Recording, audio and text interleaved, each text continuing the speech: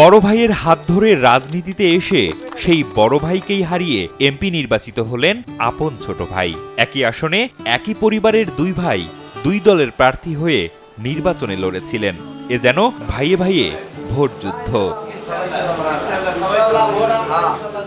অবশেষে ভোটের যুদ্ধের হাড্ডাহাড্ডি লড়াই শেষে বিএনপি প্রার্থী বড় ভাই আজিজুর রহমানকে হারিয়ে বিশাল ব্যবধানে জয় পেয়েছেন জামাতে ইসলামের প্রার্থী ছোট ভাই মুস্তাফিজুর রহমান।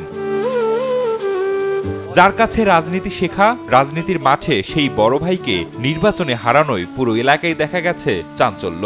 যদিও নির্বাচনের দিনক্ষণ যতই ঘনিয়ে আসছিল ততই আমেজ দেখা গেছে এই এলাকায়। উৎসুক দৃষ্টিতে সবাই তাকিয়েছিল এই আসনের দিকে, আর জিজ্ঞাসা ছিল কে জিতবে, বড় ভাই নাকি আপন ছোট ভাই।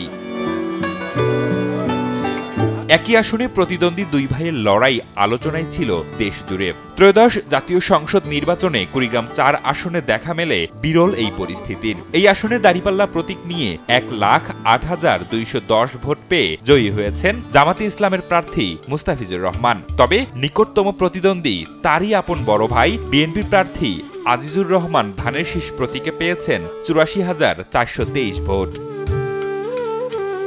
তবে তাদের এই ভোটযুদ্ধে পারিবারিক সম্পর্কে কোনো প্রভাব ফেলেনি বলে জানান ছোট ভাই মুস্তাফিজুর রহমান। এর একটি মাত্র পিল আপনাকে করবে টেনশন ফ্রি। এসএমসি নোরেক্স 1, এক পিলের সমাধান।